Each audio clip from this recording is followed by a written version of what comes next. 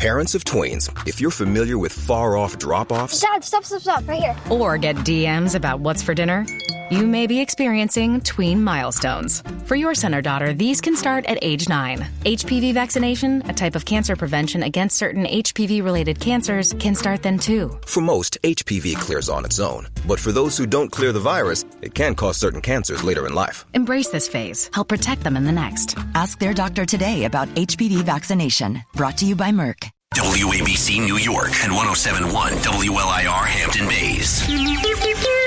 It's the 77 WABC News Hour. Sponsored by Secure Cash, LLC. Talking the news with Noam Laden.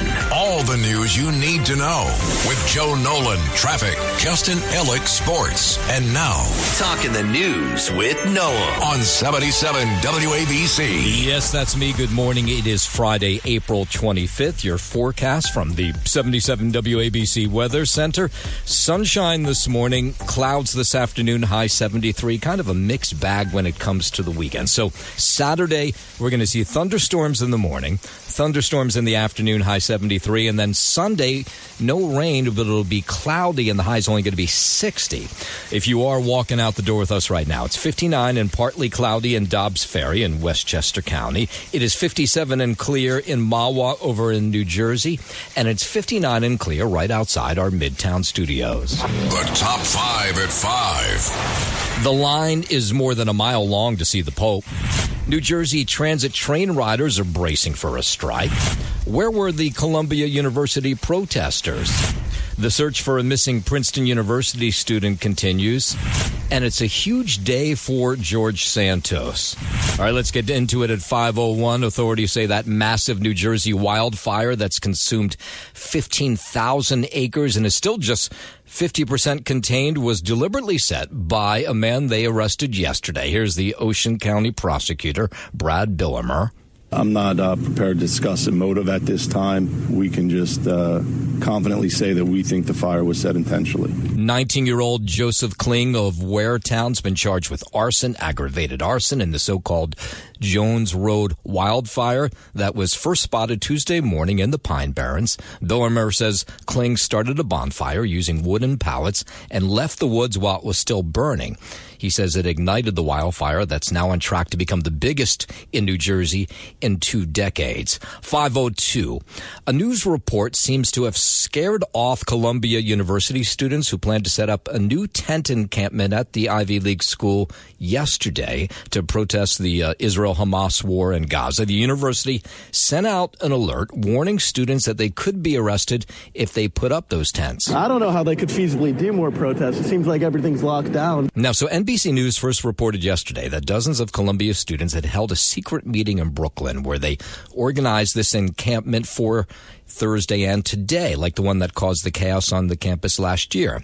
This Columbia University senior feels the university's preventive action to the news about another encampment is over the top. It's intimidation. You realize that even anything that you say can put your degree in jeopardy. Yeah, so they were worried about this tent city coming up, so there were security checkpoints, locked gates, lots of people at the Morningside campus yesterday, but no sign of those tents or those protesters. Meanwhile, new information being released today about the arrest of Mahmoud Khalil, the Columbia grad who was detained last month. Court documents revealed that ICE agents arrested Khalil without a warrant, and Homeland Security says he was taken into custody for exigent circumstances. Khalil, a green card holder, was targeted for his role in pro-Palestinian protests and has been in detention since early March.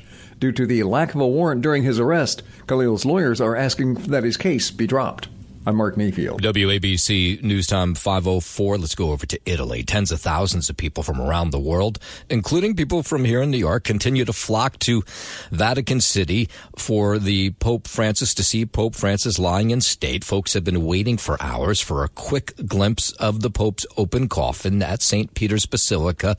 This couple's from Manhattan. They were among the crowds yesterday. We were supposed to just be coming here to check out Rome for a couple of days, and this happened. We're just really lucky to be a part of history and just be here and see all of this and see the people that came out. Meanwhile, Archbishop of New York, Cardinal Timothy Dolan, who is part of the conclave that elected Pope Francis, has been meeting with other cardinals ahead of the upcoming conclave. He's holding a mass with a group from the Archdiocese that was planned a while ago. Archbishop of Newark, Joseph Tobin, will also be taking part in the electing of a new pope and is said to be in the running for the next Supreme Pontiff. So people in Manhattan who heard that these two cardinals are there and the one in the running, they say this is all very interesting. I think it's incredible to see how many Catholics come to worship and show their respect, or non-Catholics, just show their respect to one single man on the planet. I think it's pretty impressive. This evening we have a group of pilgrims from the Archdiocese that was planned a long time ago. We have Mass tonight and a little get-together, so we'll talk to you then. It's the Spirit that is going to guide the cardinals, regardless of who appointed them or where they came from, to come to a decision and who may humbly become the successor to Pope Francis. So Francis's funeral, it is tomorrow morning, 4 a.m. our time. Then the conclave will begin in the days after that. Correspondent Jay Gray is in Vatican City this morning. A line stretching for over a mile today, some waiting for hours to spend just a few seconds filing past the coffin of Pope Francis here.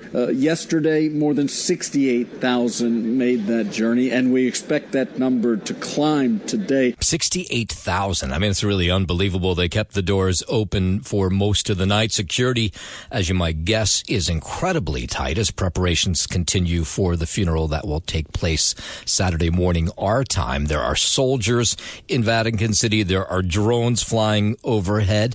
And again, a lot of Americans, a lot of people from New York in Rome explaining why they're waiting in line to pay their respects to Pope Francis. I got up at 4:30 to be here at 5 a.m. like everybody else in this line to pay my respects to Pope Francis. Thank him for so much that he's done for the church. I mean, for me personally as a Catholic. Today will be the last day of the viewing, and they will close that coffin for good ahead of his funeral. Again, that will take place 4 a.m. our time on Saturday morning. WABC News Time 5:09. Let's go down to Washington. All this talk about tariffs yesterday.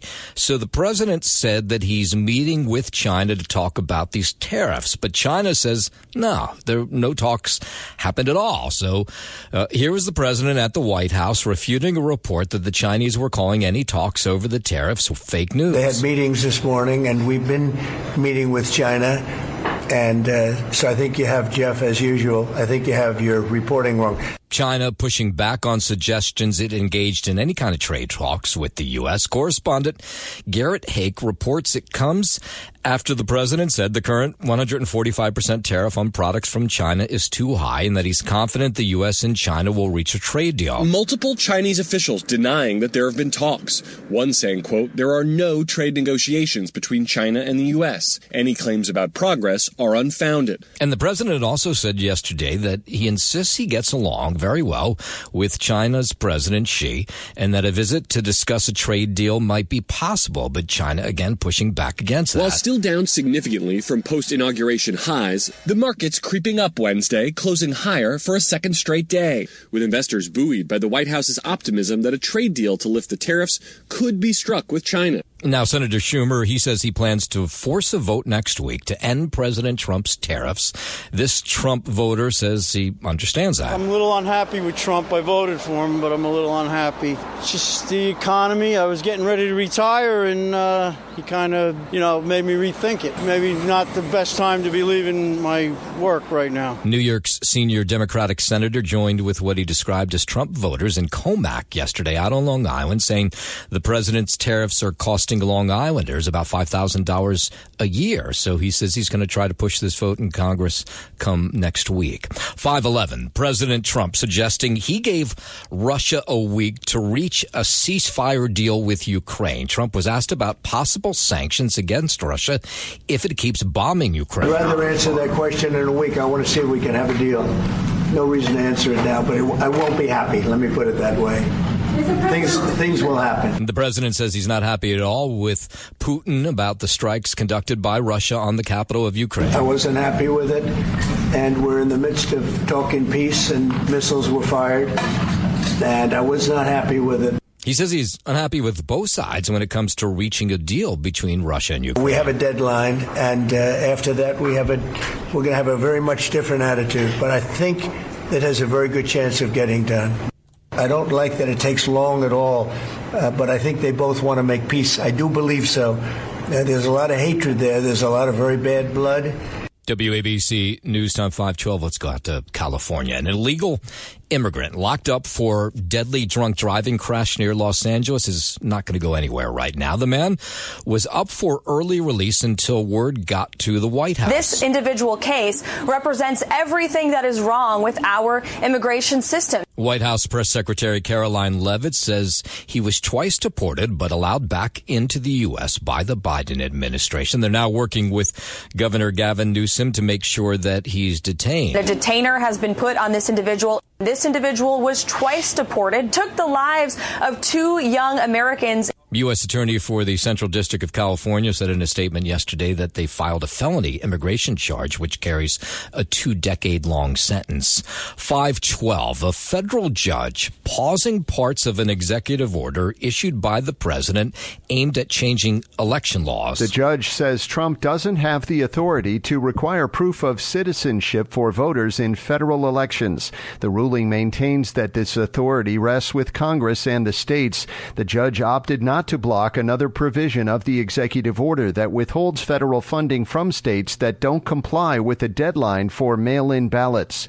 She found the groups who challenged the provision lacked the standing to do so. I'm Brian Shook. WABC News Time 513. Let's go from Washington up to Massachusetts. Prosecutors in the murder retrial of Karen Reed are showing the jury text messages between the defendant and her deceased boyfriend, John O'Keefe. They're attempting to show the couple was in turmoil, and Reed suspected O'Keefe was seeing another woman just before his death. From the defendant to John O'Keefe, tell me if you're interested in someone else. Can't think of any other reason you've been like this. Massachusetts woman is accused of hitting her Boston cop boyfriend O'Keefe with her SUV, leaving him for dead in the snow after a night of drinking. John O'Keefe to the defendant. Things haven't been great between us for a while. Ever consider that? The first trial ended in a hung jury. The prosecutor reading those texts from John O'Keefe. They continue to do so. They say, continue to do so. Read more of those texts to the jury later this morning. 514. One Southern California school district banning transgender athletes from girls' sports. This parent says the resolution is fair. It's about ensuring that our daughters who train, sacrifice, and give everything to their sport are not robbed of the opportunities. That's not discrimination. Discrimination is not letting a boy play in his sports and a girl not playing in their sport. This is in Redlands, California, where they voted in favor of the Fairness in Girls Interscholastic Sports Resolution. It's unclear if there's actually any transgender athletes currently playing on girls' teams in the district, but supporters say athletes born a male have an unfair advantage over female-born athletes. Instead of judging and vilifying a community you know nothing about, you need to sit with them, listen to them, stop trying to regulate and bully them out of existence. And by the way, this resolution conflicts with California law and is completely illegal. Someone there who's against that resolution. Governor Newsom came out last week to say he thinks transgender athletes playing girls' sports is deeply unfair. But at the same time, state lawmakers have rejected a number of bills that would ban transgender athletes from girls' sports statewide. All right, 5:15. Let's head over to the 77 WABC Sports Desk. Happy Friday. Good morning, Justin Ellick. Happy Friday. Good morning to you, Noam Layden. We'll start here on the hardwood out in Detroit. Karl Anthony Towns. He was aggressive early, and Jalen Brunson was effective late. Towns scored 11 of his 31 points in the first quarter, and Brunson had 12 of his 30 in the fourth to help the Knicks hold on for a 118-116 win over the Pistons to take a 2-1 series lead in the first-round playoff set between the two. Brunson, who won the NBA's Clutch Player of the Year award on Wednesday, made consecutive layups late in the game to give the Knicks a 7-point lead. Towns made 4 of 8 three-pointers after combining to shoot 1 of 5 beyond the arc over the first 2 games. OG Anunoby scored 22 points and Mikal Bridges added 20 points for the Knicks. Game 4 is on Sunday in Detroit. to the NFL, the opening round of the 2025 draft from Green Bay, Wisconsin, where Miami quarterback Cam Ward went first overall to the Tennessee Titans. At 3 overall, the Giants landed a guy who they hope will be their next great pass rusher, and a few hours later took a swing for their potential franchise quarterback. After selecting Penn State star Abdul Carter with the number 3 pick, the Giants traded back into the first round to pick Ole Miss quarterback Jackson Dart at number 25. The Giants traded the number 34 pick, the number 99 pick, and a third-round selection in 2026 to the Houston Texans to move up 9 spots for Dart, who will join a quarterback room that already includes Russell Wilson and Jameis Winston.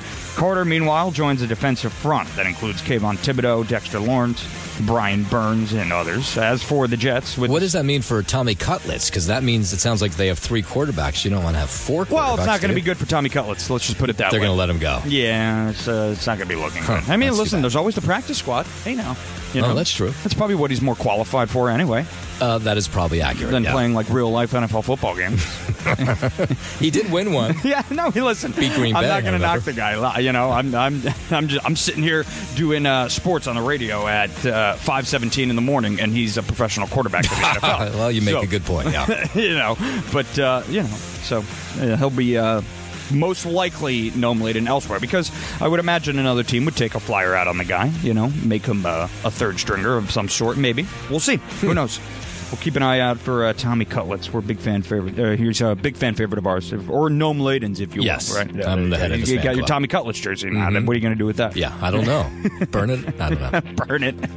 As for the Jets, with the 7th overall pick, they selected offensive tackle Armand Membu out of Missouri. And we're looking ahead to baseball this weekend and tonight, 6:45 p.m. out in Washington, D.C. The Mets will get going against the Nationals. That's the opener of a 4-game set. Kodai Senga will start that one, and 7:05 p.m. from the Bronx, the Yankees will welcome in the Blue Jays. That's the opener of a 3-game series there. Carlos Carrasco will start game 1 tonight. That is your Sports Gnome, and I'm Justin Alec on 77 WABC. Hey, business owners, make your cash secure again with Secure Cash LLC. Transporting your business's cash safely in armored trucks. SecureCashLLC.com. WABC News Time 5:21. Speaking of Tommy Cutlets, eating chicken apparently on a regular basis is now linked to a higher risk of dying of cancer. Italian researchers collected data on the diets of about 5,000 adults for nearly 20 years and found those who ate about 4 servings of chicken per week had a 27% higher risk of dying early from digestive cancers. They found the risk was higher for men than for women. The researchers added that more data is needed and that the increased risk of death may be related to how the chicken is cooked, possible pesticides in the chicken feed, or hormones in the chickens. I'm Tammy Trujillo. 5:21 out to Los Angeles. Remember we told you the story earlier this week that in Los Angeles, in this one neighborhood, somebody was cutting down trees, like a lot of them, and they couldn't figure out what was going on. Well, now they have. It's a homeless man who's been accused of chopping down trees in several downtown L.A. neighborhoods. A city councilwoman says the loss of the trees feels kind of personal to her. For many of our DTLA residents, the public right-of-way is an extension of their home, their urban backyard. Of course, the question is, how does a homeless person cut down trees? But 45-year-old Samuel Groff somehow got a hold of a cordless chainsaw and cut down the trees in downtown L.A., as well as MacArthur Park and Glassell Park. We know this is a random one-time occurrence, but we at the city family and community members were quick to act. Groff now facing a charge of felony vandalism. 5:22 from California. Let's go to Texas, where Republicans there want to protect historical monuments across the state from groups that want to have them removed. You'll remember there's been this movement for a while to take down Confederate monuments. Our republic was built by many heroes and also imperfect men and women. The bill pushed by a number of state senators, they say instead of removing Confederate monuments, they say they should be given more historical context. Now, in San Antonio, they did tear down a Confederate monument there after the city council voted to do so. To truly understand our history, we must preserve that history.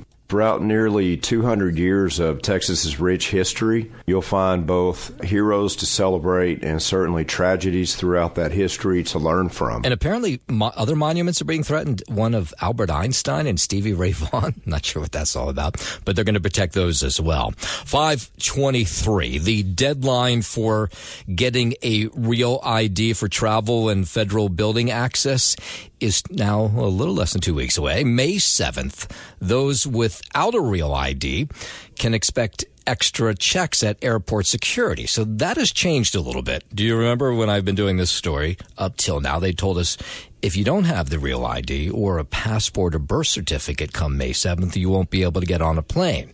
Now they're saying, well, no, we'll probably let you on a plane, but you may get patted down a little rougher. They can also expect to be delayed. And for those who are not able to verify their identity, they may be turned away from the checkpoint and unable to fly that day. So Lori Dankers with the TSA there, she says, doesn't say what the additional screening will be. She also says temporary paperwork printed by the DMV that says you're waiting for your ID to be mailed to you is not sufficient to prove your identity. So the TSA estimates that 81% of travelers nationwide are ready for the change. I don't think that's accurate at all, because here in New Jersey, the stat we're getting is 17% of people who have driver's licenses have gone in to get the real ID. 17%. So how they're coming up with that 81% number, that doesn't sound right at all. 5:24. A new poll shows New York Congresswoman Alexandria Ocasio-Cortez is gaining some ground with Republicans now. A survey from Siena College shows 6% of Republicans approved of AOC back in 2019. That number today is 21%. There could be a lot of Republicans who want to see her nominated because she'd be an easier candidate to beat. I have no idea, but I don't know why she would be so popular. Well, she aligns herself with Bernie Sanders, and he's a socialist. All I know is that she's ridiculous, and the people that voted for her are every bit as ridiculous. There's some people in Midtown yesterday. It comes as the 4-term Congresswoman is actually the most well-liked politician in New York, according to this same survey. She's been traveling, you probably have seen, with Vermont Senator Bernie Sanders on what they're calling the Fighting Oligarchy Tour, which has drawn thousands of people in blue and red states. 5:25. High mortgage rates and worries over the economy are fueling a slowdown now in the housing market. March sales of previously owned homes fell nearly 6% to just over 4 million, marking the slowest March since 2009. Numbers from the National Association of Realtors showed that sales were down across all parts of the country, except for the West, thanks to strong job growth. I'm Tammy Trujillo. The Trump Organization's online store, they're now selling Trump 2028 merchandise. A shirt with Trump 2028 printed across the chest with the words "Rewrite the Rules" is available for $36. A Trump 2028 hat is also available for $50. Last month, President Trump told NBC News during a phone interview that he's not joking about the possibility of a third term, but added it's far too early to think about it. The Constitution's 22nd Amendment prevents a president from serving more than 2 terms. I'm Lisa Taylor. Southwest Airlines says it's going to offer fewer flights in the second half of this year. The Dallas-based carrier is making the change as fewer people are booking flights within the U.S. Southwest also announced Wednesday it expects to earn less money per ticket, up to 4% less than last year. Other airlines like United and Delta are also cutting back due to the uncertain economy. I'm Michael Kastner. It's the 77 WABC News Hour. Sponsored by Secure Cash, LLC. Talking the news with Noam Laden. All the news you need to know with Joe Nolan, traffic, Justin Ellick, sports. And now, Talking the news with Noam. On 77 WABC. Yes, that's me, 5:36. Good morning. It is Friday, April 25th. Your forecast from the 77 WABC Weather Center. Sunshine this morning, clouds this afternoon, going to be high of 73, and then the weekend is kind of a mixed bag. Saturday, we'll have thunderstorms in the morning, and then thunderstorms again in the afternoon, the high 73, and then Sunday, it's going to cool down, cloudy, the high will just be 60. If you are walking out the door with us right now, so happy you are. It's 59, partly cloudy in Dobbs Ferry up in Westchester, 57 and clear in Mahwah over in New Jersey, and it's 59 and clear right right outside our Midtown studios. WABC News Time 5:38. New Jersey Transit train riders being urged to take notice that engineers who run the trains for New Jersey Transit are threatening to go on strike on May 16th. Now, this deadline a long time ago seemed like it was far away, but of course now it's getting a whole lot closer. New Jersey Transit says the union recently turned down their latest offer, which would have bumped up the average salary to $172,000 by 2027. The Brotherhood of Locomotive Engineers and Trainmen, they're looking for more money, considering they say they have not had a raise since 2019. The union says their base salary for an engineer is $89,000, which they say is not enough. And they say engineers can easily go to Metro North in the LIRR and make a whole lot more money. Our base pay is actually under $89,000 a year. We haven't seen an increase since 2019. Most are leaving for Amtrak, for Metro North, for the Long Island Railroad. Now, New Jersey Transit counters that if they give the union what it wants, fares will go up 17%. Now, fares have already gone up a lot in the last year. A strike would, of course, just have this huge impact on all kinds of things, on just commuters, on the drive, because people would start driving in. The PATH train would get crazy. And so riders say, yeah, they're paying attention, and a lot of them say they don't know what they'll do if there is actually a strike on New Jersey Transit. No, I haven't, and it's actually going to be a good long conversation between me and my wife because we have only one car. And the reason a lot of them don't have a plan is the last time engineers went on strike, many of them were probably in school, like high school, elementary school. That was back in 1983. 540, a 19-year-old now been charged with aggravated arson for allegedly setting that bonfire, leaving the area without properly extinguishing it, and then causing that 15,000-acre wildfire down in South Jersey. Cops picked up 19-year-old Joseph Kling, charged him with arson, aggravated arson in connection with the fire. Apparently, he was burning wooden planks, and then he walked away without making sure it was completely out. And now here we are battling one of the biggest wildfires in New Jersey in maybe 2 decades. Some technological advances, I can say publicly, that we were able to place him at the scene. And we have some witness statements that corroborate that. One of the chief prosecutors down in Ocean County, neighbors who know this 19-year-old say, well, it was an accident, but of course a horrible one. Kids are going to be kids. They're going to do what they're going to do. And he's just, very careless. Very careless. Meanwhile, some of that smoke seeped into our area over the last 24 hours. The New Jersey Forest Fire Service reports the wildfire has burned through more than 15,000 acres now. It's around, at least as of last night, 50% contained. 4 structures still threatened.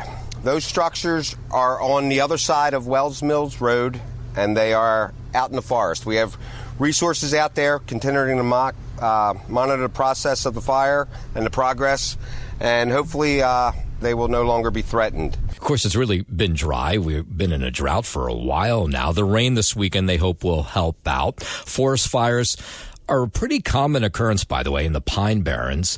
But this one is bigger than usual, and the people who live on the outskirts say it's come awfully close to their homes. Obviously, it's scary, and, you can feel the heat when you're that close to it and everything. And, obviously, it started at only 5 acres, so we thought, it's going to be another one of those fires. We'll have some smoke for a little while, and then all of a sudden it was here in our backyard. Now, the good news is so far no one has lost their home. Business is burnt down, but otherwise no real injuries either. But they say they still don't have this completely handled, just 50% contained as of late last night. From New Jersey, let's come back into the city up to the Bronx, where a man reportedly tried to stop his car from being stolen by holding on to it.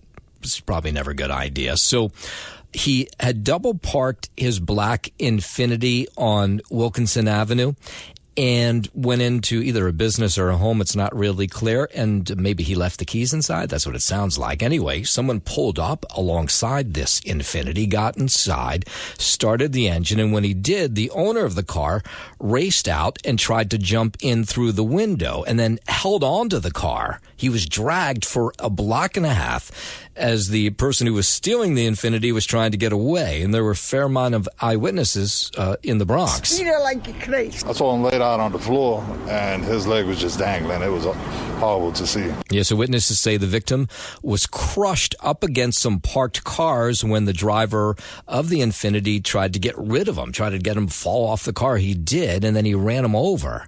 And so he's not, you might guess, great shape today. The victim was in a really bad state. His leg was almost off of his body, almost detached and pretty twisted up.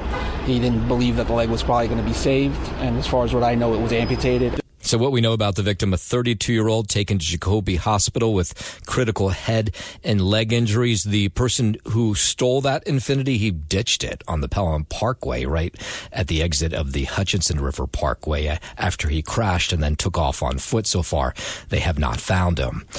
There have been 3 innocent bystander shootings in the last 72 hours in New York. 2 people have been killed. A third one, her name is Tanya Tubin. She says she was walking to the number 4 train after working her construction job in the Kingsbridge Heights section of the Bronx on Wednesday when she was grazed by a bullet. Thank God she's going to be okay. That's not the same for the other 2 victims. One, a 28-year-old, and his name is Daoud Marji. He was walking down University Avenue and West Kingsbridge Road as shots rang out, and he was hit in the head and died. Very religious kid, very polite, very outgoing. The first shot I heard him, when the second shot hit him, and I seen him when he dropped. Those bullets were not meant for the 28-year-old. He's currently, he passed away right at the scene. And some of his cousins, they raced to see what had happened. One of them, his cousins, his close cousins, is in the police academy. It's kind of crazy to think about. I saw my mom sent a link to a video. I just thought it was another crazy video of crime in the Bronx because she knows where that's my profession is going to be. And it ended up being somebody that I actually knew. Now, so far, they have not caught up with the gunman involved in this. And this, of course, comes after another shooting we told you about up in the Bronx, or rather in Harlem, of a community matriarch, 61-year-old Xenia Mete. She was killed in crossfire in Harlem on Tuesday night. That was the one where she heard bullets being fired, and she knew her grandson was outside. So she ran outside of a beauty salon and took a bullet to the head. In that case, they've caught up with the gunman, but just an awful time in the last 72 hours. 3 people shot in bullets that were not meant for them in bystander shootings. All right, 546. Let's hand over to the 77 WABC Sports Desk, and here's Justin Ella. Thank you, Noam Layden. Start here on the hardwood in Detroit. Karl Anthony Towns was aggressive early, and Jalen Brunson was effective late. Towns scored 11 of his 31 points in the first quarter, and Brunson had 12 of his 30 in the fourth to help the Knicks hold on for a 118-116 win over the Pistons to take a 2-1 lead in the first-round playoff series. Brunson, who won the NBA's Clutch Player of the Year award on Wednesday, made consecutive layups late in the game to give the Knicks a 7-point lead. Towns made 4 of 8 three-pointers after combining to shoot 1 of 5 beyond the arc over the first 2 games. OG Anunoby scored 22 points, and Mikal Bridges added 20 points for the Knicks. Game 4 is on Sunday in Detroit. To the NFL, the opening round of the 2025 NFL Draft was from Green Bay, Wisconsin, where Miami quarterback Cam Ward went first overall to the Tennessee Titans. At 3 overall, the Giants landed a guy who they hope will be their next great pass rusher, and a few hours later took a swing for their potential franchise quarterback. After selecting Penn State star Abdul Carter with the number 3 pick, the Giants traded back into the first round to pick Ole Miss quarterback Jackson Dart at number 25. The Giants traded the number 34 pick, the number 99 pick, and a third-round selection in 2026 to the Houston Texans to move up 9 spots for Dart, who will join a quarterback room that already includes Russell Wilson and Jameis Winston. Carter, meanwhile, joins a very good defensive front that includes Kayvon Thibodeau, Dexter Lawrence, Brian Burns, and others. As for the Jets, with the 7th overall pick, they selected offensive tackle Armand Membo out of Missouri.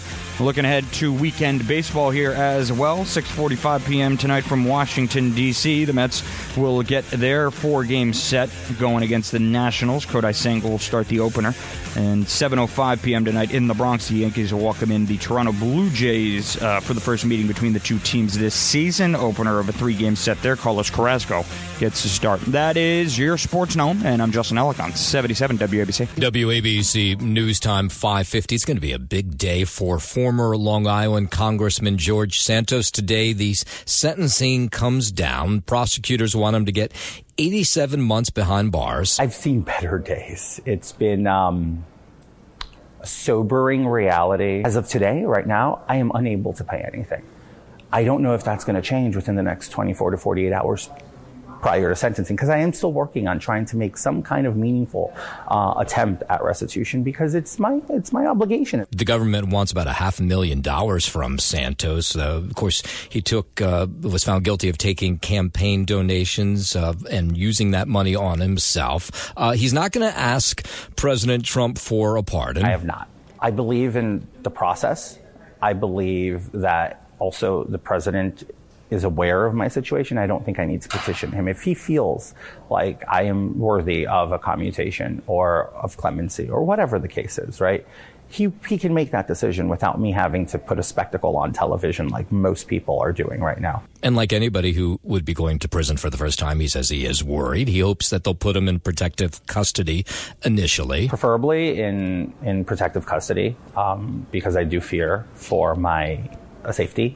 I'm not somebody who is, I didn't grow up in an environment where I had to fend for myself. Yeah, we'll get that sentencing a little bit later today. More than 100 cardinals, including New York's Timothy Dolan, continue to meet ahead of the upcoming conclave during which the next pope will be elected. Dolan commenting on the meetings following a mass he held last night. Each of the cardinals will have a chance to speak. They don't speak about, we think this cardinal would be a good pope. No, they speak about the beauty and the challenges of the church in their diocese. Dolan was part of the conclave that chose Pope Francis back in 2013. They didn't say lost, but they said we are feeling that we have a lot to do and we don't know and we're not up to the task, so we look forward to this sacred time together. So that's kind of what we do. And Cardinal Joseph Tobin's name, it does keep popping up as a serious candidate to be the next leader of the Catholic Church. The 72-year-old, who is the Archbishop of Newark, is the oldest of 13 kids who grew up in Detroit.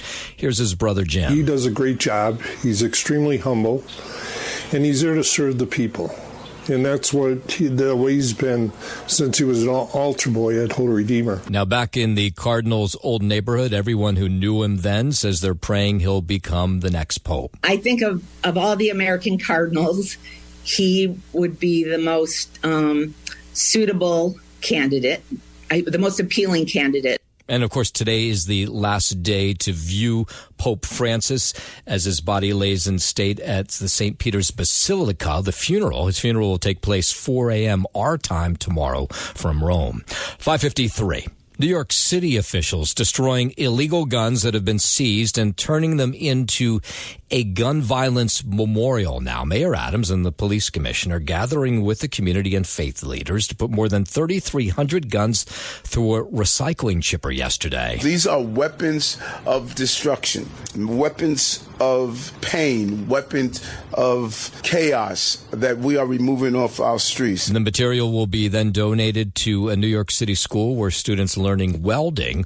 will repurpose the metal and create a memorial to honor gun violence victims. With students in the welding vocational program will create a memorial to honor victims of gun violence. Yes. 5:54. Let's go over to Princeton, where crews still searching for a Princeton University student who's been missing for nearly a week now. Princeton University officials sending out an email to students yesterday saying that they would see an increased presence of law enforcement on the campus as they search for Lauren Blackburn. He was last seen on campus last Saturday near the Firestone Library. The Indiana resident was seen wearing ripped jeans, a yellow shirt, and a black zip-up hoodie. Now, they were back at Carnegie Lake yesterday again searching for his body in the water because he had been pinged there during the course of a day on his phone. It's just a shame because it's near the end of the semester and this is really just like it's a dark thing to think about, and it was kind of shocking to me. Yeah, officials say Blackburn was studying at Princeton with the help of a scholarship, full scholarship for low-income families that's only awarded to about 300 students every single year. Who's the most popular politician in New York? You might be surprised. A new poll shows New York Representative Alexandria Ocasio-Cortez is gaining ground with Republicans. A Siena College Research Institute survey shows only 6% of Republicans approved of AOC in 2019. Today, that number has grown to 21%. There could be a lot of Republicans who want to see her nominated because she'd be an easier candidate to beat. I don't know why she would be so popular. All I know is that she's ridiculous. The 4-term Congresswoman is actually the most liked politician in New York, including Governor Hochul, Senator Chuck Schumer, and Representative Mike Lawler. I'm Lisa Ritchie for 77 WABC News. The Drug Enforcement Agency. They want you to get rid of your leftover drugs come this weekend. This Saturday is National Prescription Drug Take-Back Day, where the DEA sponsors sites across the country for disposal of unused prescription drugs. The goal is to keep them from being flushed and contaminating the water supply or ending up in the wrong hands. Collection sites will be open between 10 a.m. and 2 p.m. I'm Michael Kastner. And some firefighters honored yesterday on the Upper East Side at a firehouse there. They stepped in to do what they do best, save lives, or in this case, deliver them. Baby Melody is Destiny's fourth child. Destiny's the mom. The firefighters who delivered Melody have actually delivered other babies at the firehouse before, but in Destiny's case, she had dropped off other kids, and then she was going to go to the hospital to go into labor, but she realized she was about to go in labor right there, so she walked over to the firehouse.